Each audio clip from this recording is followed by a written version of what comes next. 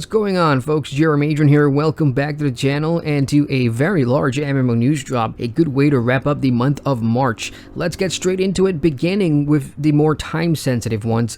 Guild Wars 2, ArenaNet are giving away a free Living World Season 4 episode this week, and it's Episode 1, Daybreak. All players can log in right now, head over to the gem store, and claim Episode 1 Daybreak for free. Now, be sure to hurry as the offer ends on April the 1st. Daybreak, of course, takes place right after the climax of 2017's Path of Far expansion, and I'll link my review in the card on the top right to help you determine if you want to spend some money on that for story continuity. Additionally, PvP League Season 16 begins next week for you competitive folks, and some fixes and tweaks are coming for the World vs. World mount, the Warclaw. The Elder Scrolls Online also has some time-sensitive goodies for MMO players. First off, the game is having a free play weekend right now, so if you haven't checked out ESO yet, you can play it for free this weekend on Steam and all other platforms until Wednesday, April 3rd. This free play event includes access to the base game, and yes, you can check out that Elsewhere chapter prologue too. You can also visit the Morrowind zone, and should you want to stay on, don't worry, there'll be a base game sale for ESO, usually in the region of 50% off, because that's what the Elder Scrolls Online has done so often in the past, so pick it up during a sale if you want to bargain. Furthermore, the game has introduced a brand new Crown Crate theme about the Season of the Dragon, and the Dragon Scale crates contain a few nice looking items like the shiny Dragon Scale Solar Horse mount and the Arctic Rhyme skin. I'm not a fan of RNG loot boxes, and I just wish there was a way to directly buy these items from the store as opposed to relying on RNG, or buying crates to stock up on those gems that you can then trade in to obtain these crate items that you want. Oh well, as a reminder, again, the Elsewhere chapter prologue quest is now live in game, and if you haven't done it, go check it out. It's pretty awesome. My review of it is in the top right card. Moving on now to Eorzea, and Final Fantasy XIV earlier in the week released its patch 4.56, which continues the main story quest and brings the conclusion of the Stormblood scenario, ahead of the Shadowbringers expansion launch.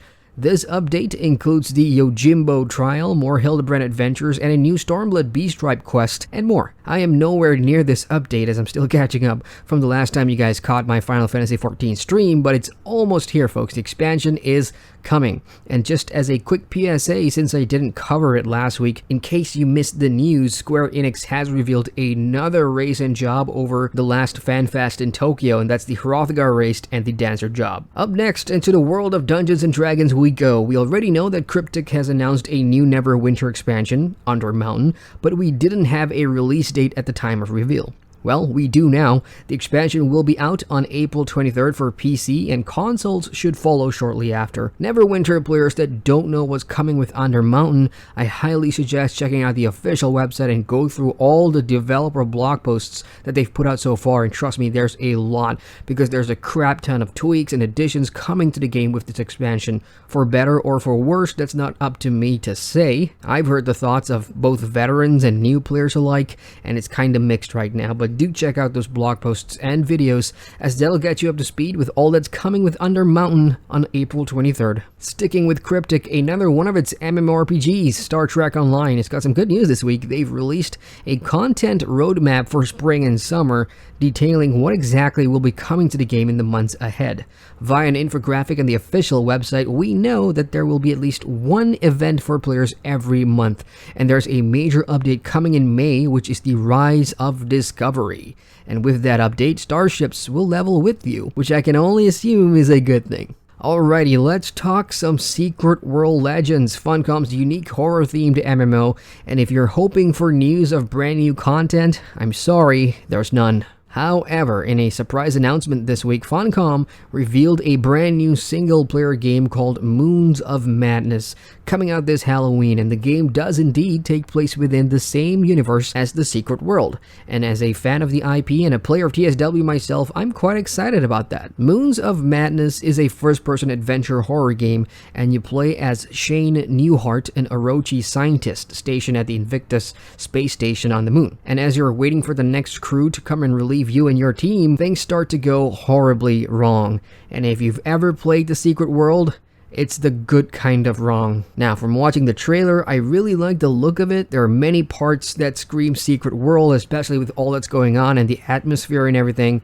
It's Lovecraftian, and the Orochi is involved. And they are, of course, one of the antagonist factions on the Secret World MMO that started the chain of events. I wouldn't be surprised if Funcom announces some sort of tie-in, whereby players who pre-order the game may get some benefits or cosmetics for the Secret World Legends MMO, like they've done in the past with a couple of spin-off games, like The Park and Hide and Shriek, both also taking place in the Secret World universe. That would be welcome, of course, and while I'm disappointed that the Secret World Legends MMO isn't getting a lot of content released, it's nice to see that the IP is actually being used for other games, and I really hope to see tie-in content with Moons of Madness within the Secret World Legends MMO someday.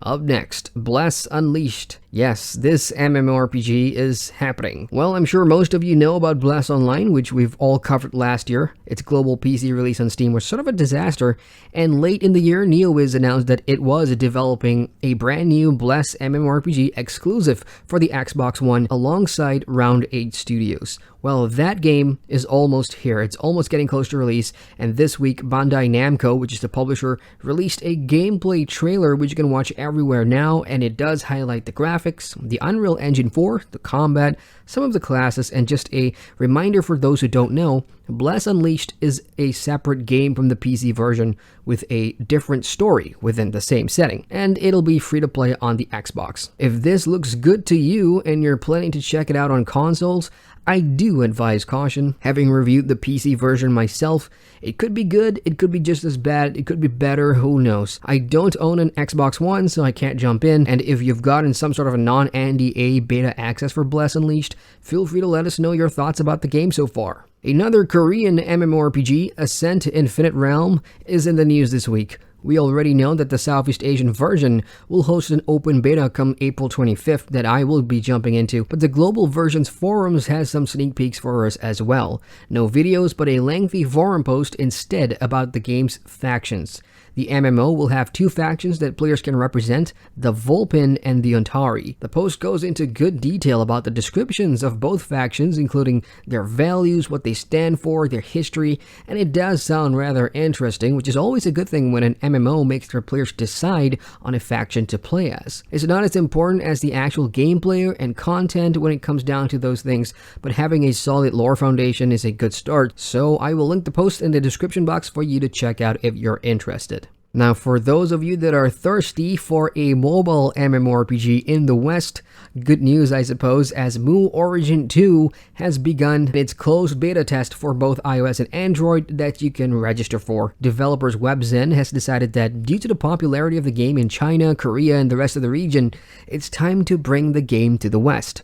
Gameplay for Mu Origin 2 is pretty much a top-down hack-and-slasher MMO, which I suspect has all that glorious auto-pathing, autocomplete, and questing, which I despise.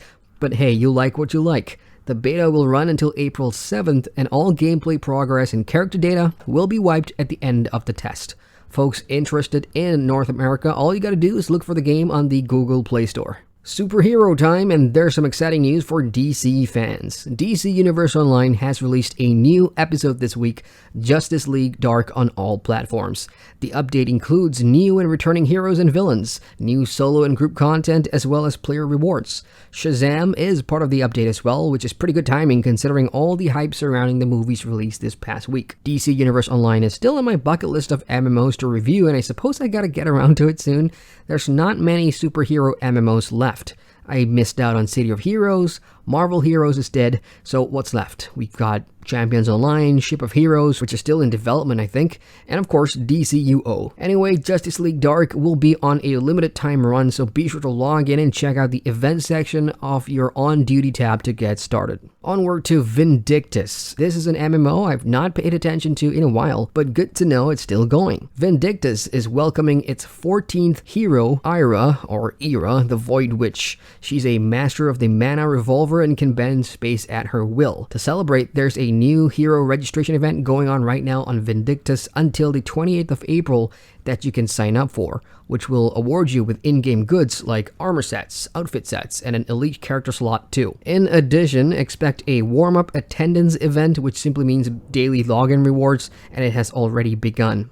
Over to Middle-earth now, and the Lord of the Rings Online has released update 23.4.1 earlier in the week, and the major point within the update was to increase the base morale, aka health, of enemies between levels 41 to 75 on both versions, the live versions and the legendary servers. Now, I've been stalking the forums and other LOTRO mediums to see what the response is to this, and as expected, it's sort of mixed. Many players are confused as to why this increase was necessary. Yes, LOTRO's mobs in those levels today with current gear and leveling have offered little to no challenge for the most part, and there have been calls to make the game more interesting with harder landscape mobs, especially in the early to mid parts of the MMORPG. Now, in my opinion, larger health pools doesn't always translate to harder difficulty. That's just a damage sponge, and when you consider LOTRO's questing system and gameplay, you'll get burned out very fast. On the legendary servers, I can see how this makes things interesting, so for LOTRO players out there, feel free to share your thoughts. And that's all I've got for this week's MMO news drop, folks. March has been a pretty eventful month, and hopefully it'll continue well into April. As always, if there's some good news for a game that you play that I didn't cover, share them with us in the comments section below. Hit the like button for more MMO news, and feel free to subscribe to the channel for more vids, and get notified on all my latest uploads.